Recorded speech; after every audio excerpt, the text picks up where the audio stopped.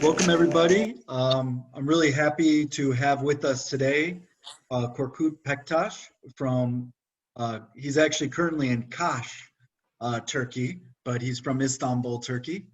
Kaş is a Mediterranean resort town where he chooses to spend his COVID time, where actually we all would be jealous to be spending our COVID time. Korkut is an electrical engineer and an expert on robotics. This is his company here.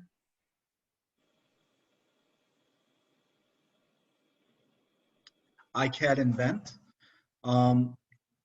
where he works with the most modern forms of technology in order to automate systems in manufacturing facilities.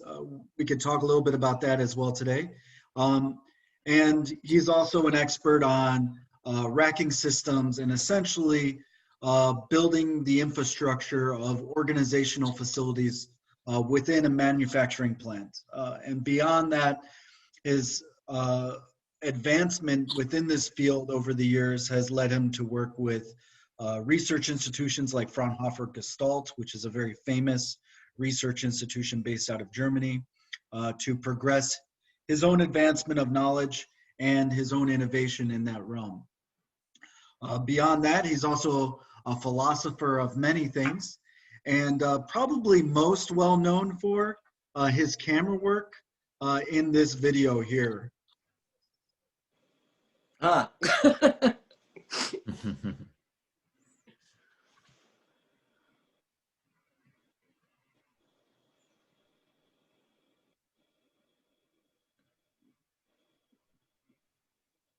The man with the movie camera.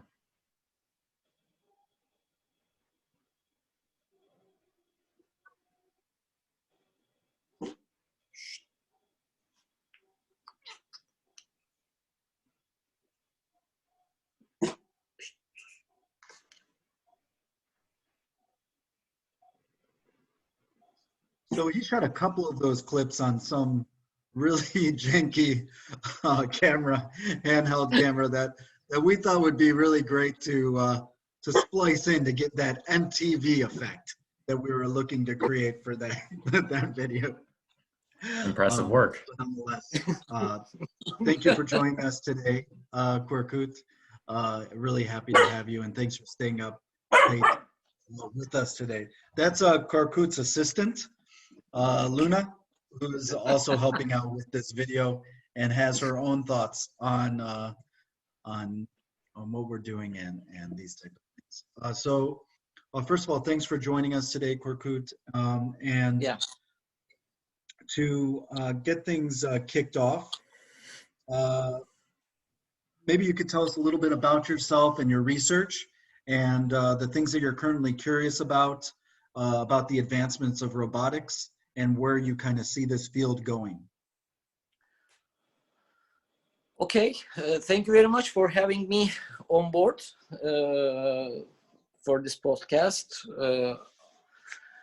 It's kind of very interesting experience for me as well, because I've never been on a podcast before, and it's a very different feeling talking to a camera as well.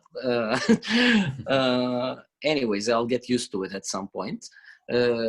But my story started just before I started my university. I always had this interest in robotics, but robotics in a very general sense. The idea behind getting things done by machines and accommodating certain functionalities within a machine has always caught my attention and my interest. So it's a very broad spectrum when you when you look at the story from this perspective. There is this philosophical dimension to it as well. So then I decided. Maybe to jump in. One of the things that we've discussed is you've been thinking about recently the amount of effort so you're hired to go into a manufacturing facility, and that Yeah, facility has exactly. now decided to, and in many different capacities. One, just as a consultant, to let them Mm-hmm, know what's going on with that manufacturing facility. And to give some examples, for example, a newspaper uh, mm-hmm, company, a large newspaper manufacturing company that prints newspapers and packages them, you're brought mm-hmm. in And to also delivers essentially them. consult how to fix that kind of stuff. And one of the things that you had mentioned recently that you've been spending a little bit more time thinking about is the amount of effort that we have had to put forward in order to solve really simple interactions, like just a simple cutting mechanism like Mm-hmm, this. Would you mm-hmm. mind talking a little bit about that and kind of the dichotomy of that question Yeah, and where your mind that's is? one of the very interesting. That's one of the very interesting observations of mine. One day I was just wondering. I've been to many facilities, manufacturing many different things, from foods to newspaper, and everywhere I visited, I saw a lot of different machines doing different tasks, and they were doing it very precisely. I mean, like, if you want to cut a paper, it would cut the paper at the right exact spot with like thousands of repetitions with the same accuracy. If you want to bend and mold a plastic, these machines would bend and mold the plastic with the same accuracy for more than 10,000 times. Right. So there's this huge engineering knowledge and also technical and scientific knowledge behind the realization of such things. But the systems in general are very simple. There are some electronic controls in the background, some software running on it, some very accurate sensor technology to track the goods and to track the material, where exactly each part of the material is at every instant. And there are these servo motors and these intelligent drivers that can just stop and start with this perfect accuracy. But at the end of the day, when you look at the machine does a very repetitive motion, like some jaws are opening and closing, opening and Right. closing. And it's repeatedly the same thing. So I was looking at one of these machines. It was just like a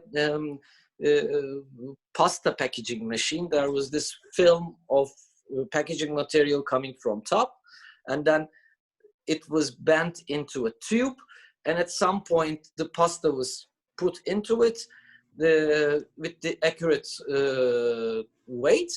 Then there was these two jaws just closing the package and sticking it and cutting it with the same motion. So it was just essentially but repetitively doing the same thing. Right. When you look at the technology and the know-how that makes this thing possible is huge. The control systems are imported from Japan, Mitsubishi. There are a lot of engineers working over there doing precision electronic components that never fails or wouldn't fail.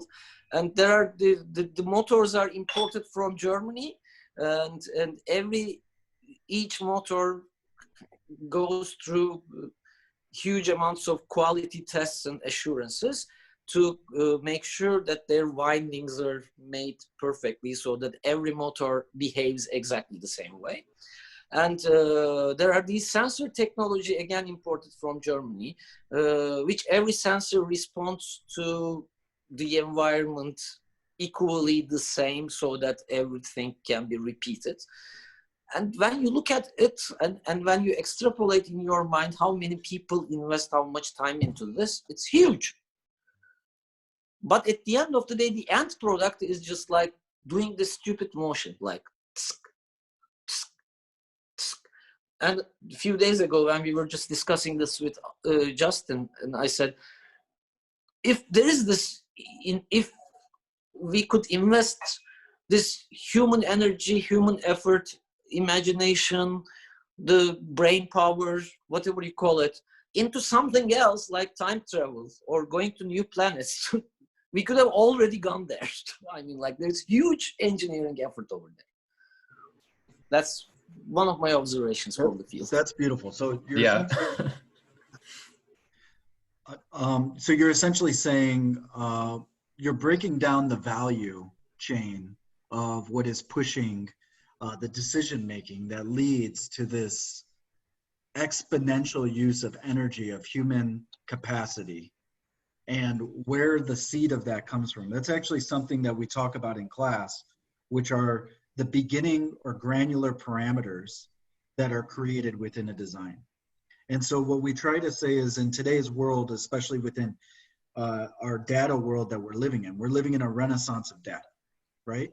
And so in this renaissance of data, we're able to, these things have always been there, but we didn't have the sensing tools in order to do that, right? And so when you look to start the process of creation, what you're saying is, it's really interesting that whoever started that had the financial resources, the financial capacity, the intellectual capacity in order to see this thing created, which is amazing what they created at the end of the day, right? And the question is, where in the value chain did they maybe reflect and say, how could this energy potentially be used for something more powerful? And where's the energy that we are looking for creation, and kind of the lens that we're looking at?